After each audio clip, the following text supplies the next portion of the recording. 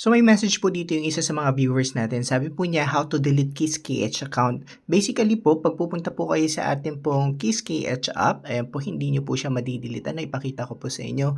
Once you go to your KissKH app, pag pumunta po kayo, wala pong ibang setting. Kahit pumunta po kayo dito sa inyo pong profile picture at dito, and wala po siya. Ano, so check natin, wala po siya. And dito sa kabila, wala rin po. Only sign out lang.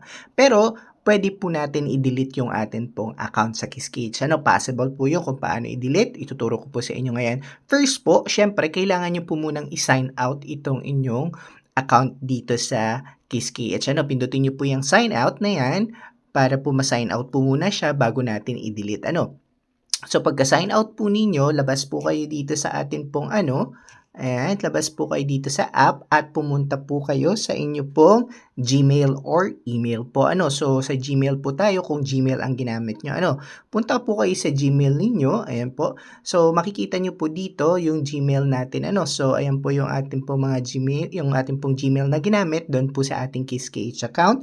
Then punta po kayo sa inyo pong profile. Ayan po. Makikita nyo po dyan yung profile. Punta po kayo doon sa profile sa taas. I-click nyo po yon. Pagka-click po ninyo, ayan, punta po kayo sa Manage Your Google Account po. Makikita nyo po dyan, Manage Your Google Account. Click nyo po yan. Then, pagpunta nyo po dito, ayan po, hanapin nyo po yung, mag-scroll down po kayo at hanapin nyo po yung Data and Privacy. Ano, makikita nyo po dyan yung ating pong Data and Privacy. Nandyan po, ayan, History Setting Apps and Services Data Deletion. Ayan na po, nakasulat na po siya.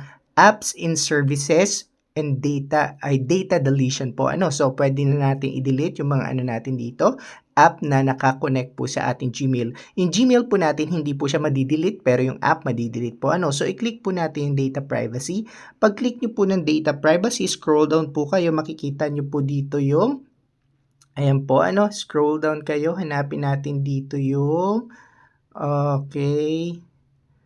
Hanapin natin dito yung third-party apps. Ayan po ang makikita nyo. Third-party apps and services.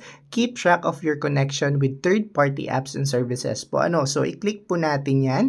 Ayan po, makikita nyo dyan. Click natin siya. And wait lang po natin. Makikita nyo po dito, one total app in services. Ayan po, nakasign in po sa Google. At nakikita nyo po dito, nandito po yung ating pong KissKH app. Ano? So, click po natin yan. Yung arrow na yan sa baba. Ayan po. Click natin yan at makikita nyo po dito. Sabi po niya dito, ay scroll down po kayo.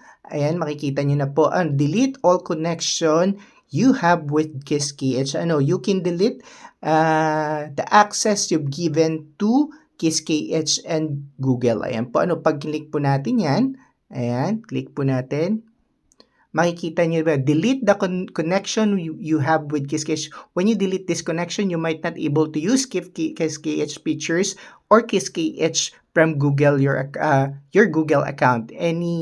On any devices where you sign in the Google account, what happened to your data, your KissKH account, and the data information you shared with KissKH will not be deleted. If you want to delete the data in info you shared with KissKH, Business KissKH app. So, ayan po, ano, so confirm lang po ninyo, ayan, at madidelete na po yung inyo pong account sa KissKH. Ano, maraming salamat po and see you around. God bless.